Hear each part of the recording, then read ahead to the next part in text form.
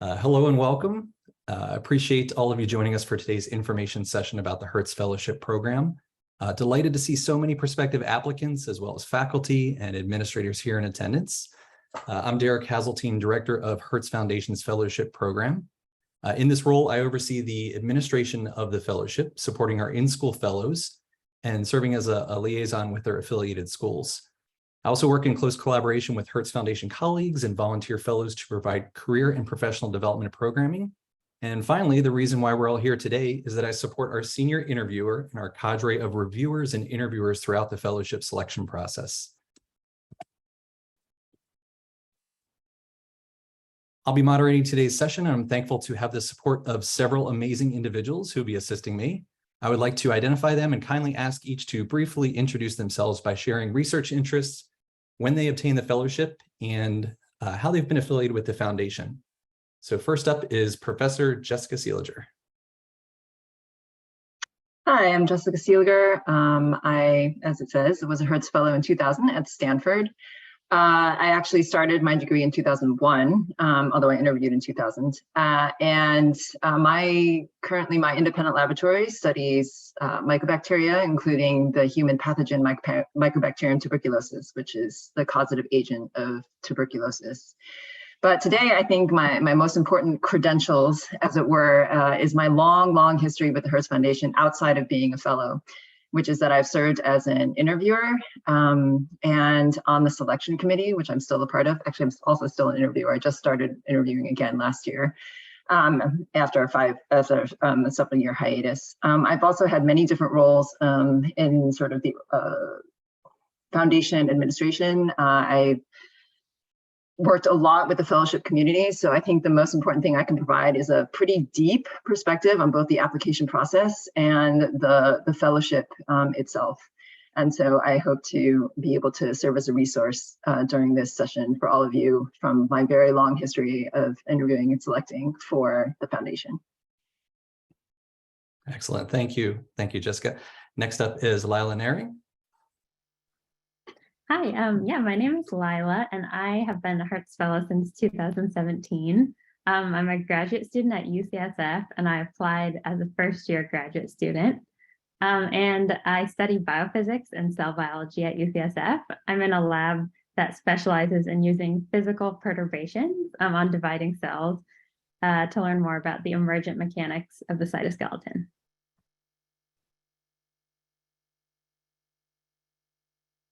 Excellent. And last but not least, Vivek. All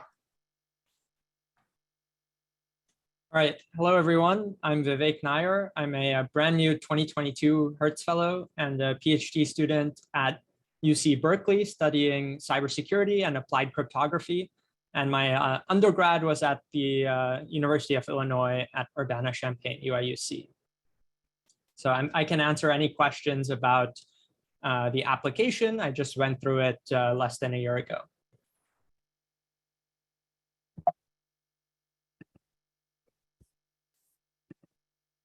Awesome. Huge thanks to Vivek, Lila, and Jessica for joining us for their participation in this discussion, as well as their support for this year's application cycle. So our goals for this discussion are to provide you with an overview of the Hertz Fellowship. We'll be sharing information about the application and selection process, including tips on how you can put your best foot forward.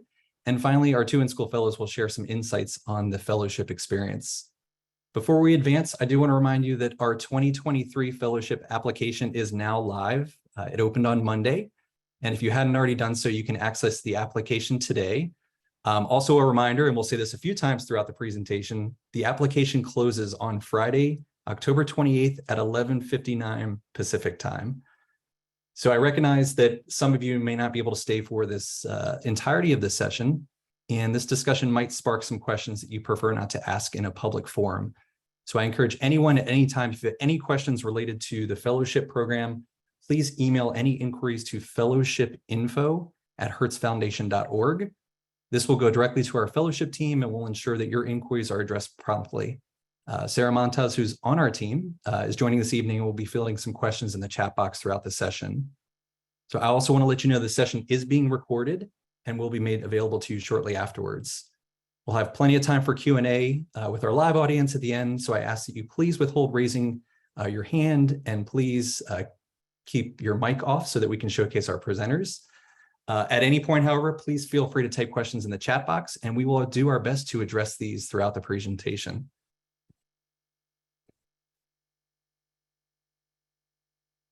So I'd like to spend a moment providing a bit of background information on the fellowship. It's attributed to the legacy of our founder, John Hertz. John Hertz was an immigrant to the United States and not a scientist. Rather, he had a successful career in business and used his fortune to set up the foundation with his wife, Fanny. He believed firmly in investing in the country's science and technology enterprise as a way to strengthen national security. And he established the foundation as a way to give back to show his gratitude and love for America. So the initial funding for the foundation focused on efforts to educate men and women in engineering via undergraduate scholarships. However, after John and Fanny's death, the board voted to phase out undergraduate scholarships and shifted support to PhD students by funding individual fellowships. At this time, they also expanded from exclusively engineering to include the applied sciences with a focus on innovation.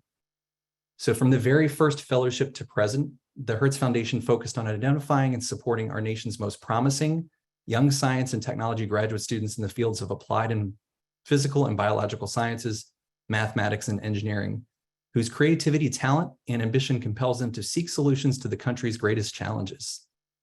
The foundation's focus on investing in and stewarding these individuals provide Hertz Fellows with unparalleled freedom to pursue research ideas, personalized mentorship, and participation in the Hertz community so that they can best propel their scientific discoveries into action that will ensure our country's technological leadership in industry, academia, national security, and defense. Next year will actually mark our 60th anniversary of the first fellowships awarded. And since then, over 1,200 fellowships have been awarded.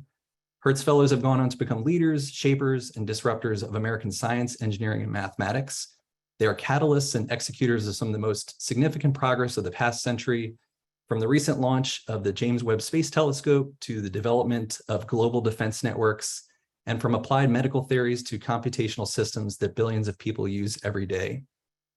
You can learn more about the impact of Hertz Fellows, what they've had on transforming scientific discoveries into action in various sectors from energy to environment, healthcare technology, defense, and others on the impact link from our main page.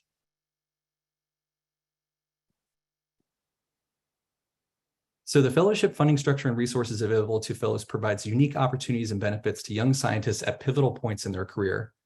Primarily among these is the freedom to pursue their own research ideas. With up to 5 years of renewable independent funding deployed in the early stages of graduate school, Hertz Fellows are encouraged to pursue bold ideas wherever they may lead. This mechanism frees fellows of financial constraints and overly narrow direction of their mentors' existing research grants.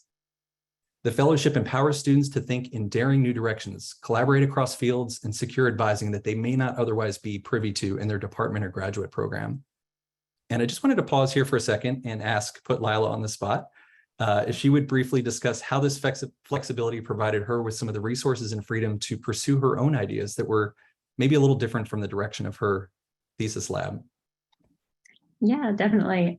So as I mentioned, I'm a student in a lab that studies mammalian cell division, but I also have a long-standing interest in understanding tissue morphogenesis, and particularly in studying non-model organisms. So I actually spent the first approximately 2 years of my PhD working in collaboration with the lab at Stanford, just down the road from UCSF. And for the first couple of years, I spent about 60 to 80% of my time in a lab at Stanford instead of my home lab, just because I was interested in applying some questions related to cell division to an emerging model organism.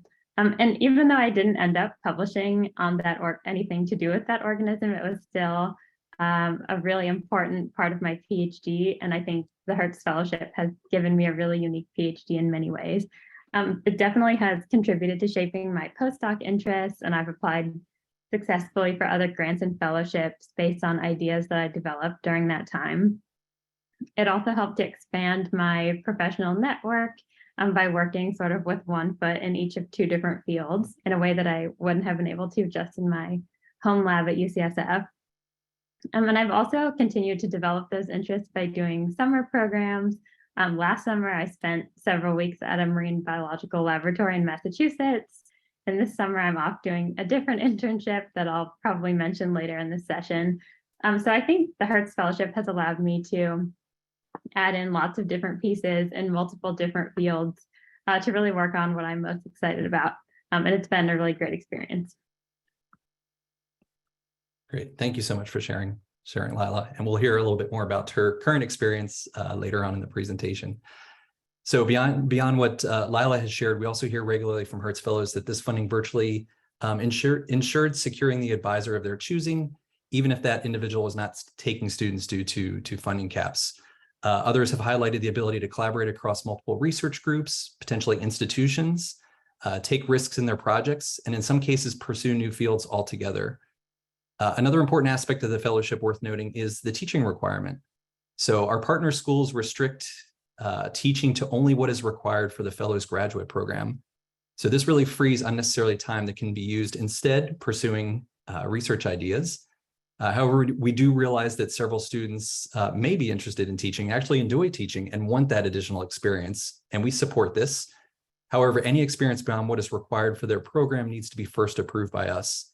And this is really designed to help ensure it is truly in their best interest and not unnecessarily forced upon them. So aside from the flexibility and the freedom that the fellowship affords to fellows to pursue their own research ideas, the Hertz community is perhaps one of the most powerful differentiators. This multi-generational intellectual network consists of science and tech leaders that provide a welcoming community and unique access for collaboration and mentorship. Talking to Hertz Fellows, you often hear that the Hertz network are often some of their most supportive and influential contacts. Dr. Ann Kornarens, pictured in the center here with the blue helmet on, directs our community efforts and supports volunteer fellows in developing social and professional activities, a few of which I'll mention in a moment. Ann and her team have also restructured Hertz Fellows' regional networking channels across the country, thereby strengthening ties to the foundation and one another. You can also learn more about these from our website, the Community of Fellows, including profiles from some key volunteers under the Hertz Fellow tab on our website. As I alluded to, access to this community provides tremendous benefit for professional development. Beyond potential collaborations sparked through networking and sponsored job and internship activities, the foundation hosts special events throughout the year, including annual retreats and a summer workshop to support our fellows. Our most recent summer workshop, it was so great to return to in-person activities, was held this July, just last month at the Seaport in Boston. Drawing upon experts from our community as well as external speakers, the workshop featured sessions addressing climate change, AI policy, STEM inclusivity, and cybersecurity, among others. These sessions were designed not only to promote high priority issues impacting our country, but also to stimulate further collaboration and working towards potential solutions. We have a workshop recap, a very nice workshop recap on our YouTube channel. If you have a moment, I encourage you to check out the highlights to learn more about this unique program and see some of the exciting talks that were delivered.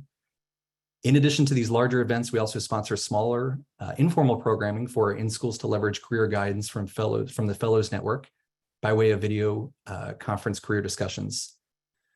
Also, throughout the entirety of the fellowship, each in-school fellow is assigned to one of our experienced second-round interviewers. They meet annually to talk about short-term goals and future career plans to help ensure the full benefits of the Hertz Fellowship are being utilized. For many fellows, this is provided to be an incredibly powerful mentoring relationship outside the student's graduate advisor or thesis committee. This mentorship, along with the social support and professional connections derived from the Hertz community, are major factors that enable Hertz Fellows to succeed in their research and career pursuits. So before we talk about the application, I want to spend just a few moments on eligibility. For some additional reference, this criteria is also fully outlined on our website, along with more detailed responses to some of the frequently asked questions. So broadly speaking, the foundation supports graduate students working toward a PhD in the applied physical and biological sciences, mathematics, and engineering. Here, applied is broadly construed to mean fields of endeavor in which one applies, invents, and/or develops results from basic physical sciences to generate solutions to problems of comparatively near-term widespread human interest. Beyond this broad definition of applied, the foundation does not direct fellowships toward particular fields of study. It's up to each fellowship applicant to advocate regarding their specific area of interest as an applied physical science. Also, our selection committee works to identify fellowship recipients each year. We do not have set quotas that they hope to satisfy based on specific fields. So again, if you have any doubt about the eligibility of your background and future research directions, please don't hesitate to send us an inquiry. In some cases, we might ask for additional clarification and solicit final determination from our senior interviewer after reviewing this information. I also want to point out that the determination of exactly how many fellowships we award each spring is approved by the Hertz Foundation board in the preceding fall. So our board will soon be meeting in the next few months here to determine the target number of fellowships to award for 2023 selection. This typically hovers around 12 per year, though you will certainly see exceptions that have exceeded this in recent years. And last year, for example, 13 fellowships were awarded. So due to our foundation's bylaws, fellowship recipients must be U.S. citizens or perm residents. Additionally, to help us ensure the maximum flexibility and freedom of advising and research projects, we focus on awarding fellowships early in a student's graduate training. Therefore, we target applicants who are currently seniors in college, first-year graduate students, or those that are in a gap year or working and plan to enroll in a PhD program in the fall of 2023. One important point that I do want to reinforce is that you do not currently need to be attending one of our participating institutions to apply, nor do you need to petition that school if it's not one of the participating institutions at the time of application.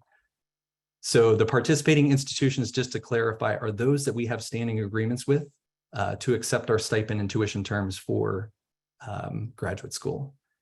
So if you are awarded a fellowship and plan to take your PhD to a school that is not on the list, you may request to have them added at that time. Also, in addition to having an applied focus, we also expect that fellowship recipients intend to direct their studies towards understanding and solving major near-term problems facing the nation. In our fellowship agreement documentation, each fellow commits to making their skills and abilities available for purposes of assisting the United States in times of national emergency. However, this commitment is not a contractual obligation. We don't tell our fellows that the nation requires their action, and we have no definition for what constitutes a national emergency. Again, we leave it up to each fellow to determine in their eyes whether the nation faces a truly serious challenge and if they are positioned to use their knowledge and abilities to address it. And I think a great example of this occurred during the pandemic when several fellows came together to collaborate on COVID-focused projects, and others completely shifted and refocused their research to tackle issues related to the pandemic. In terms of the compensation package, the fellowship provides renewable funding for up to 5 years of support with an annual stipend paid over 9 months. And the 9-month model encourages fellows to use their summer to explore innovative ideas or internships. Lila, perfect case in point. This past summer, our fellows interned at a variety of tech organizations, national labs, and nonprofits, while many others continued their research at their home institution or took on research projects at other institutions. The fellowship also provides the opportunity to coordinate with other fellowship or funding sources, and I think this is a really unique mechanism to the Hertz Fellowship. The most common one is probably the National Science Foundation's Graduate Research Fellowship. In cases where a student receives one of these awards, we provide a supplemental stipend on top of the stipend provided by the other funding agency rather than the $34,000 Hertz-only stipend. These are coordinated on a case-by-case basis, and we try to work to maximize the benefits for each fellow.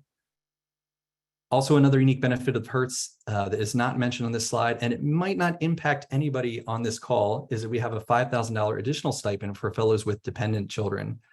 And we were super excited to learn recently that 2 of our in-school fellows are expecting or have had children recently, and will be utilizing this benefit starting in the fall. So now that we have provided an overview of the fellowship and benefits, it's my honor to turn it over to Jessica to walk us through the application and selection process, and also some tips on how you can put your best foot forward. All right, thank you very much, Derek, for that lead-in. So yes, I'm here to, again, offer myself as a resource, and I do want to start by emphasizing that the Hertz Fellowship application is not like many of the other common graduate fellowship applications, such as that from the NSF or the NDSCG from the DOE. So that is both, that can seem daunting to a lot of people because they don't recognize what the components are asking for. really can't simply copy and paste, and that may seem like a lot of additional work, but I do want to try to emphasize in describing the application and selection process that I see it as a real opportunity for people who maybe come from non-traditional backgrounds or who may not have a traditionally successful academic record, that the flexibility that the application affords really allows you to put your best foot forward in a unique way. And I'll try in my brief overview here to help you understand what that means and what opportunities are provided for the application to really showcase the kinds of things that the Hertz Foundation is looking for in graduate applicants. So here is the website. It's very easy to remember, or you can just scan it with your phone. And as Derek emphasized, it's already open and will close at the end of October, or close at the end of October, October 28th, you said, correct? So make sure to note that, bookmark it. And I would encourage you to already open up an application and have a look, because I think it behooves you to see for yourself what all the components are, what's expected of you, because again, it is quite different than the application for other fellowships. So on that note, next slide, please. Okay, what sets apart the fellowship application? I would say that one of the biggest opportunities is the personal essay. So note that this is a personal essay and not like in the NSF application, a research proposal. So what does that mean? Some people are confused. They're like, I wrote this research proposal for the NSF, and like, what do I do now that this application is asking for a personal essay? On the one hand, it's not necessarily the time to sort of like set out your life history. It's not a biography necessarily, but as this bullet point says, it's an opportunity to highlight your personal creativity. Well, I would say, including your research, those aspects in which you were creative within your research, as well as outside of your research. It's really trying to afford you an opportunity to provide a holistic picture of yourself and your intellectual creative pursuits. I'll try to get into that a little bit later in terms of describing what that means. There are some more specific short essays that address kind of the more nuts and bolts aspects of your training and your future plans. And then there's a chronological synopsis. Some people, so I want to say also that I see, as someone who fields questions from people who apply, that people get hung up on things like, what is the chronological, am I doing this correctly? I would just say that these are all reference points for understanding who you are as an applicant, who you are as a student, as a creative thinker. And there's no wrong way really to do anything. We're just trying to gather as much information about you as possible. And again, this chronological synopsis is just one way to kind of see the history of your training, have quick access to all the things that you have learned or have experienced. So think of it that way. Try to think of it always as an opportunity, not like you can do something wrong, but that you have an opportunity to show yourself in the best light. And so, maybe spend more time on something like the personal essay, where you can really be free form, and spend less time worrying about something nuts and bolts like the chronological synopsis. Like, just throw your, training history there and don't worry about the specific details. And then the rest of it is kind of your usual thing: transcripts, recommendations, and GREs. But I do want to, and the GRE is optional, so that is not required anymore, like many graduate programs and other fellowships. I do want to spend one moment on the recommendations, because I feel that this is also an important differentiator in terms of what's different about the application. I strongly encourage you to think early and hard about your letter writers, because and to let any letter writer that you maybe have already thought of and already are on the hook for graduate school applications, not to copy and paste their letter into the form. The Hertz Foundation has a very specific reference form that has a number of detailed questions for the recommender. So it is good for you to sort of warn or inform your letter writers that this is the case, and that they are hopefully prepared and willing to spend the time to specifically address those questions for your case. This is just, again, the kinds of things that Derek has already mentioned: creativity, independence, independent thinking, in all of your intellectual research academic pursuits. And so the more you can, sort of mine your experience with professors, with other mentors who are senior to you, best if they are senior from postdocs, for example, the better you are. And I also want to emphasize, we are really here to help you. Nothing you do should make you feel like you're entering a black box. Derek was very serious when he said, if you have any questions, please email. Because I feel very, very strongly that there's no reason why people should not understand what they're getting into or how to put their best foot forward. So if you have any questions at all about, I'm happy to field questions about recommendation letters and other things that I'm spending a lot of time on right now, because I strongly believe that it's important for people to understand what they should be looking for from their letter writers, what they should be writing about. Okay, on that note, next slide, please. Okay, so now when I'm saying, okay, put your best foot forward, what does that mean? This slide gets a little bit into that in terms of what the Hertz Foundation is looking for. So one is depth. We talk a lot in the selection process and the interviewing process about depth and breadth. So the first bullet point is about depth. So that's the idea of, okay, you've chosen a field of study, or you're currently in a field of study. How deep does your knowledge go? So I majored in chemistry. So there's a certain expectation that in my training as an undergrad chemistry major, I would have, a certain depth of understanding in sort of physical, organic, or mostly physical chemistry, since this is a physical sciences oriented fellowship. So, the ways that you can talk or speak to the depth of your understanding in your field, as a result of your training is one thing that, for example, your chronological synopsis shows, aspects of your personal essay. Again, this is all holistic. It's not as if you have to represent this in one place, but that is one aspect that the Hertz Foundation is looking for. Creativity. I think this is where the personal essay is most important. What's creativity?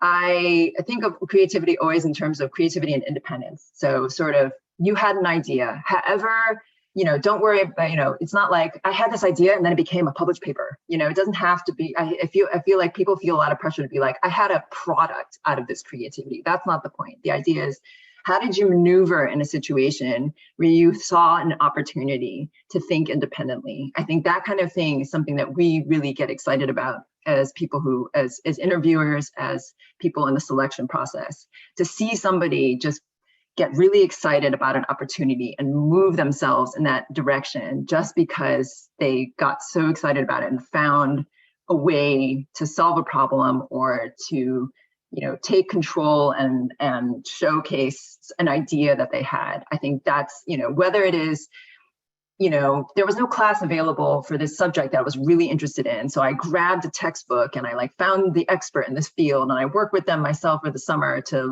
work through this textbook, which would not sound like a typical example of creativity or independence, but shows that kind of initiative that we can get really excited about and is part of understanding somebody and where, we're basically trying to, in a way, predict the future, saying this person has a really promising potential. How do we do that? By looking for these kinds of examples of where somebody took control and really, drove something forward in atypical ways, right? Not necessarily like I published a Nature paper. I think in the same vein, this commitment to applying research to solve problems, right? Interest in, this is a little bit where breadth, the idea of breadth comes in. You look out at the world, okay, I am a chemistry major, but the things that I'm doing right now are not necessarily related to problems I see in the world and the direction I want to go in. So people, examples of where you're really interested in something because you think it's really important to humanity, to the world, or, to the direction of a field. I mean, that kind of, it goes hand in hand with the creativity and independence, just saying, I feel like this is the direction that I want to go in for these reasons, because I feel very compelled by something. I think that kind of drive and that kind of showing that kind of interest, don't be afraid to say, I don't know anything about this right now, but I know that I feel that it's very important. And these are the reasons why I feel it's important and why I want to go in this direction. So it's that's where the breadth comes in. So that's like, you know, I don't have training in this, but I feel like it's important. That's a direction I want to go in. I feel like my training right now is going to help me, you know, move there. And so try to help us understand where you came from, where you're going, and the reasons why you're making these movements.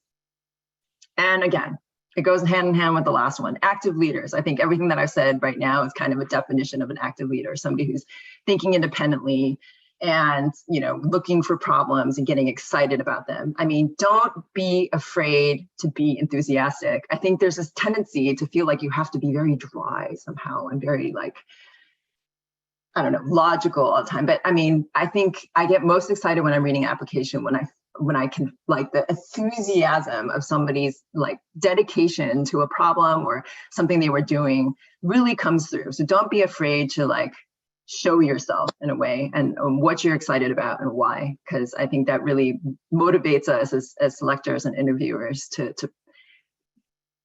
get to know you, essentially. That's what we're trying to do in this application process. Thank you. Next slide, please. Okay, so these are some statistics, but I really want to emphasize that this is not to say, okay, the likelihood that you're going to get a fellowship is higher because you belong to one of these categories that is more highly represented. I think this is just giving, I would like to instead say, here are the possibilities, right? Not as not proportional to the slice or the width or anything, but just saying these are where fellows are coming from. This is not a probability. This is not a probability. This is just saying this is the range of possibilities, so that you should not count yourself out if you have you're pursuing a combined bachelor's master's. You are still eligible. You should not count yourself out if you're a working professional. So that's what this kind of graphic, I think, best represents, is the possibility, not the probability. You know, so don't count yourself if you're deeply in biology. I don't know if, or, you know, we have funded both pure mathematicians and organic chemists, which would not be your first pick for people who are working in the physical sciences, right? So, but don't count yourself out if you feel like you don't fit a traditional definition of anything. And again, if you have any questions, please contact us. That's all I have for this slide. Okay, yeah, so there was this whole like very minor in the world of Twitter, very minor tweet storm last year because there was some complaint about, you know, promising students not getting the Hertz Fellowship and this perception of the fellowship as being elite or worse, elitist.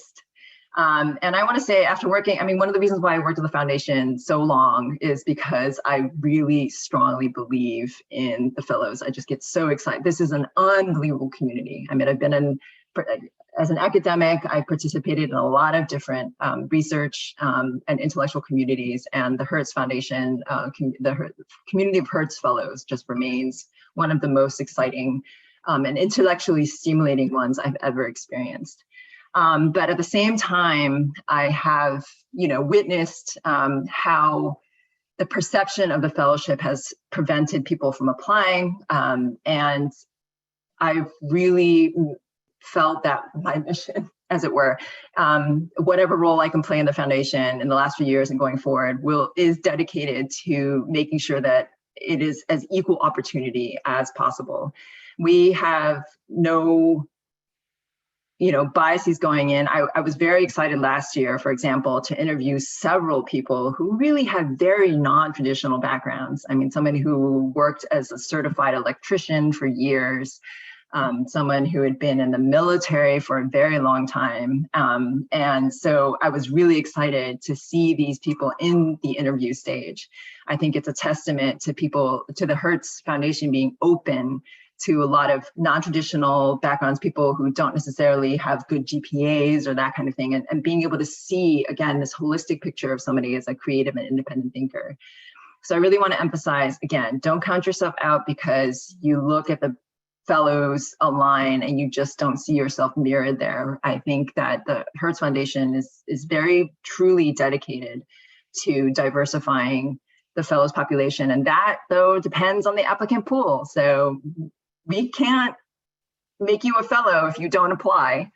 And I really hope that this session is going to encourage people to apply, or at least explore the possibility of applying. I think I said some of this already, but thank you.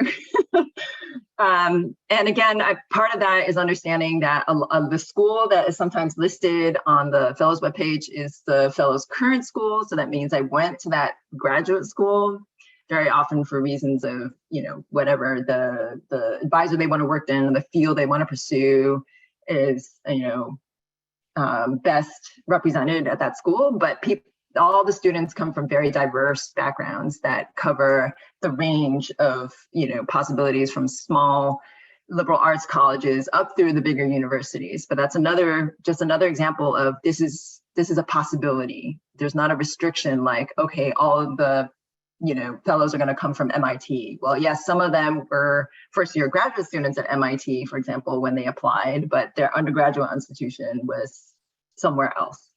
So again, possibility, not probability.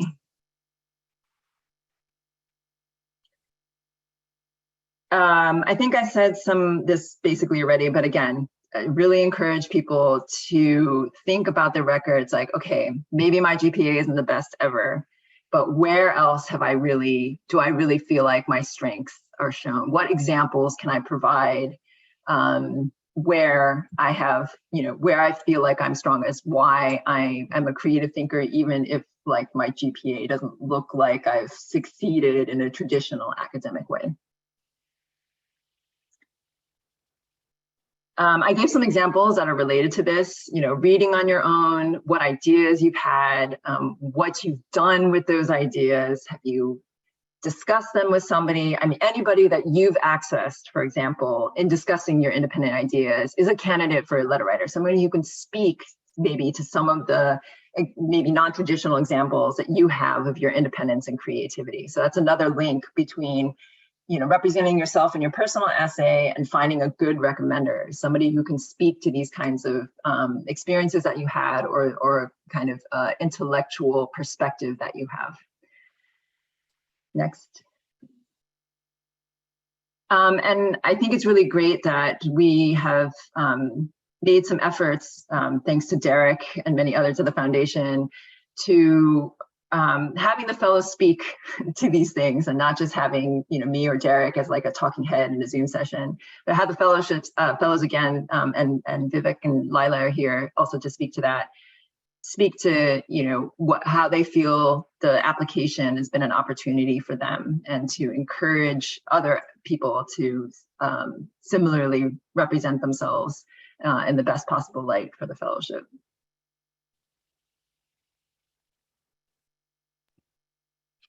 Great. Oh yeah, and then just a quick note about the title of this slide, that it's true.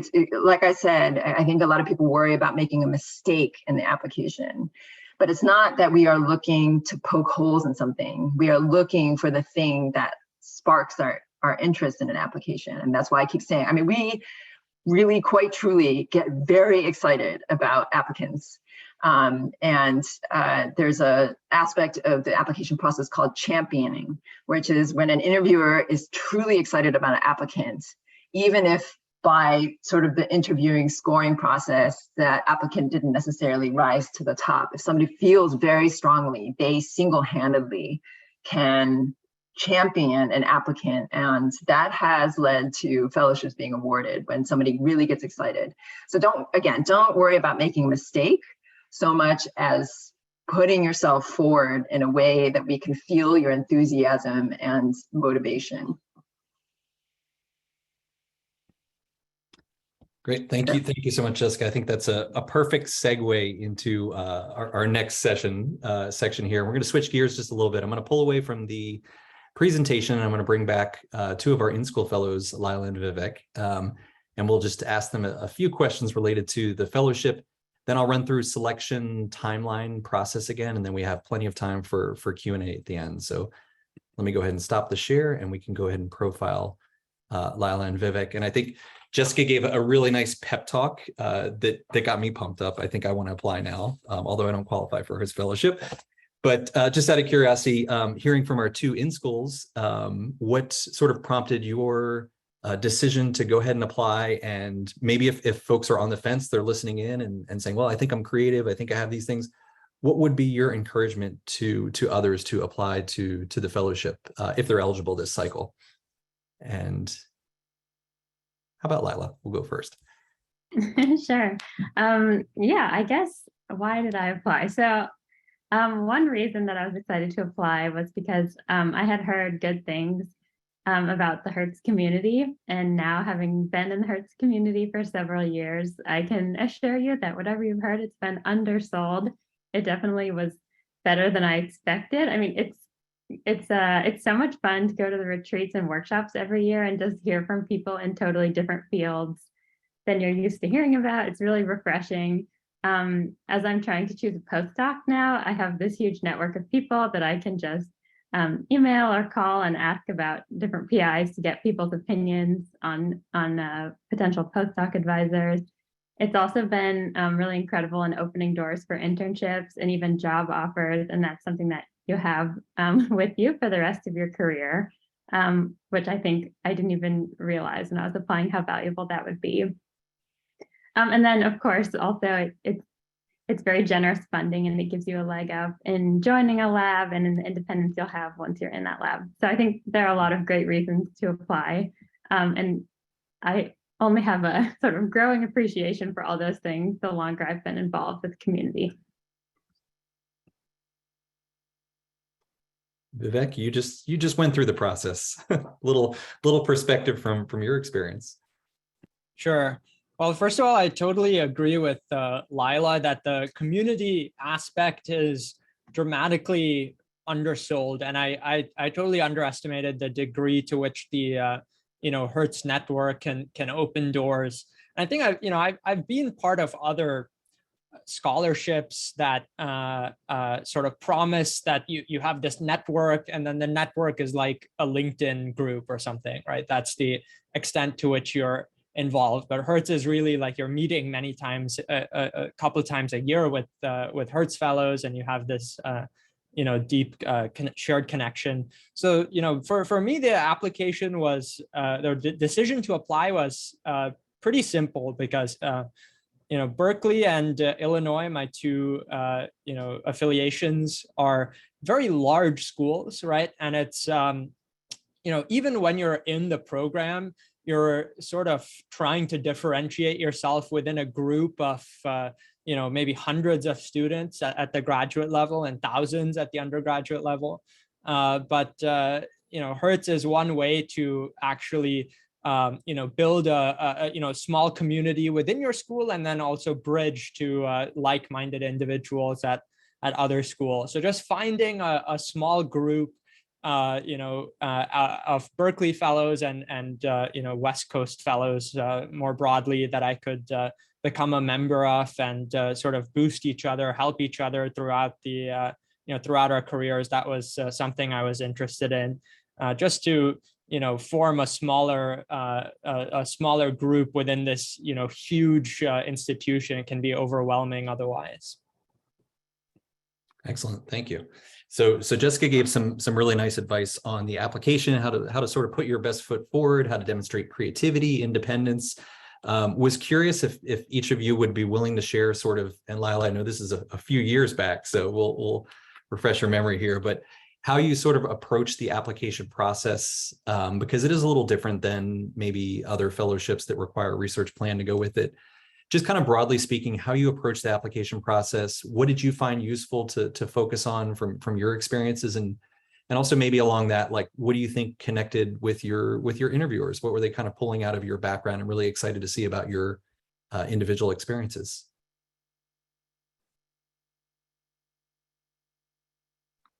I guess I can start again. So I think one thing that I really tried to emphasize in my application was my own personal contributions to the projects that I had developed and worked on. I mean, it's one thing to write about all the different projects you've done, but I think it's more impactful to say, to give examples of actual ideas that you had that moved that project forward, and make it clear what came from you as opposed to your PI or mentor. And then another aspect that I tried to emphasize in my application was that I had sort of a bigger picture view on science in general. So I was proposing to switch fields from what I worked on as an undergrad, still within biology, but a totally different area. And I think that's important, even if you're not switching fields, to show that you're not just trying to carry forward whatever lab you ended up joining, probably by chance in undergrad, that you really have your own ideas and your own motivations and your own passions that you get excited about. And you're not just sort of trying to become a microcosm of your undergrad PI. And that can come through when you're describing the field that you're excited about in graduate school and why it's important. I think that's a good place to do that. And then finally, I guess on the personal essay, actually, I don't know what Jessica would have to say about this. This is probably an unusual one. I wrote that about rock climbing because I'm an avid rock climber, and I think it has really, it's just a lens that I think about a lot of things, including science. So that was a lot of fun to write. I've never gotten the chance to write an essay like that for a different application. And it was sort of just a fun way to show who I am as a person and my approach to science in general, although I'm not sure that's advisable. Well, I don't know. I think it's important for people just not to marry themselves to one idea of what that could be. I think yours is a good example of, yes, you can write like that and get a fellowship.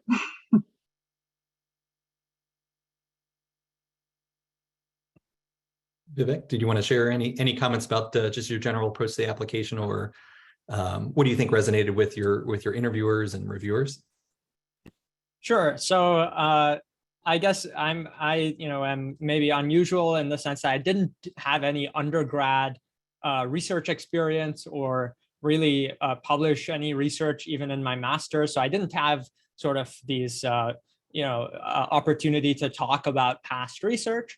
And so instead, I basically focused on, some areas that I thought were really important, right? I said that, cybersecurity. So I do security research. And I said, this is a really important area for national security. And, whatever area someone is in, right, assuming you didn't pick randomly, you must have some strong motivation to think that this is a worthwhile thing to be researching. And so I just said, what my own motivations were. I think they happen to align well with the historic goals of the Hertz Fellowship in terms of national security. And I had some background in working in the Department of Defense that I talked about.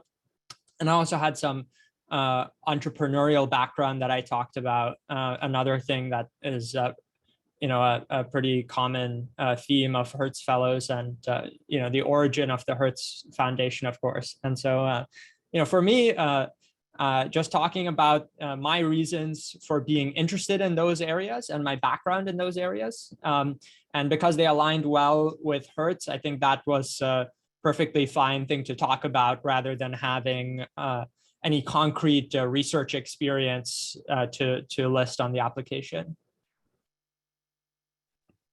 Excellent, thank you. So I'm going to try and fold one of the questions in the chat box, and I'm going to open this to Vivek and Lila, but I also would like for Jessica to chime in because it is related to references and recommendations, and I think Jessica gave some good advice on that. So from our current in-school fellows, if you can speak towards that process, maybe who you selected, how you went about that. I think the application just opened Monday, so there is plenty of time, as Jessica said, and start this process early of trying to identify these individuals. Also, we have a lot of applicants who are maybe in their very early stage of graduate school, and kind of the decision is, well, who should I ask? Should it be these new faculty? Should it be older faculty that you might have worked with? So if each of you wants to share sort of what worked for you, and then maybe Jessica, if you can add some additional comments to that, that would be great. Sure. Yeah. So I also applied as a first-year grad student, and my 4 recommendation letter writers were my undergrad PI, which I'm assuming was probably the one given the most weight because he probably had the most to say about my abilities as a scientist. And then I chose 2 undergrad professors that I felt like knew me the best. And then I chose my fall quarter rotation mentor from grad school. So at that point, he had only known me for 6 weeks or so, but I definitely took the time to explain what the fellowship was all about. and sort of the aspects of my rotation that I thought he could highlight.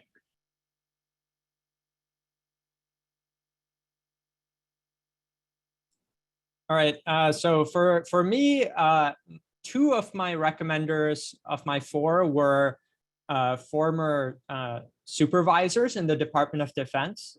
So they were non-academic, and if you have internship experience, things like that, working under a certain manager for several months, that could be a good recommender. I didn't really have any undergrad PIs, but I had one professor who knew me well as an undergrad student at Illinois, and then lastly, my current advisor at Berkeley. But I think if I had applied a year earlier, it could have been two people from Illinois and two people from the Department of Defense. And so I think it doesn't, one thing maybe should make clear is that it doesn't have to be 4 professors, right, or 4 academic people. It probably shouldn't be 0 professors. I don't know if it's a rule, but I would recommend having at least some on the academic side. But definitely, it worked out in my favor to have some people outside of academia. And then the last thing, so this is not, I guess, official Hertz advice, but just my personal approach for how I chose recommenders was that, I think some of the Hertz, some of the questions they have to answer where they sort of rank you on various things are sort of relative to other students or relative to, other people that they've worked with. And so you want to choose people who, know you in particular better than, other students, for example, or know you in ways that can set you apart from other people they've worked with. So a counterexample would be, I took a class and I got a good grade, but, I didn't really interact with this professor much. So they don't know me that well compared to other students, right? So that's why things like managers you've developed a relationship with, people who know you well compared to other students, I think is a good metric for choosing your recommenders.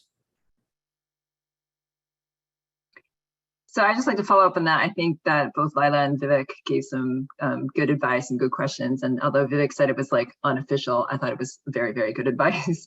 I think there's an emphasis that you're hearing on relationship.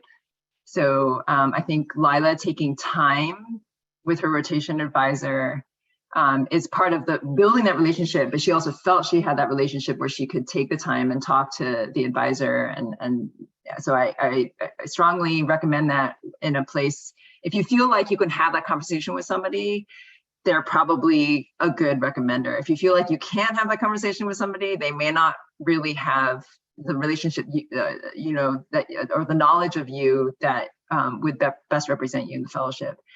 The other thing is what Vivek mentioned, although he didn't emphasize this point, covers some of the questions which are in the chat, which is that there are comparative questions within the recommendation form. That is, how does this student compare to other trainees that you've had? And so that gets into, okay, this person needs to have the experience and the seniority to compare you to other people at the same otherwise training level. So that means another graduate student is not really going to have that kind of perspective. And so any opinion they have is not going to carry appropriate weight. Probably the same thing could be said of a postdoc, but somebody like a supervisor in a professional environment, or any supervisor in their professional environment, either academic or professional, is going to have that perspective to say, like, compared to the 100 other people that I've trained who who were at the equivalent level as this student at this time, this person compares in this way. And it's not one of these things where it's like, this person's in the top 5%, one of these like really annoying graduate school recommendation forms, but it's really like, okay, what can you speak to? How is this person different than the other trainees that you've seen? So I think that covers some of the questions in the chat about recommendations. Great. So I'm doing a little clock management. We have a few minutes left. I'm going to pause our questions for a second. I just wanted to quickly walk through the timeline. I know we have an hour commitment from our speakers, and hopefully they'll be able to stay on with me and address all the questions. We will make sure we address all the questions. So let me just quickly walk through the selection timeline here.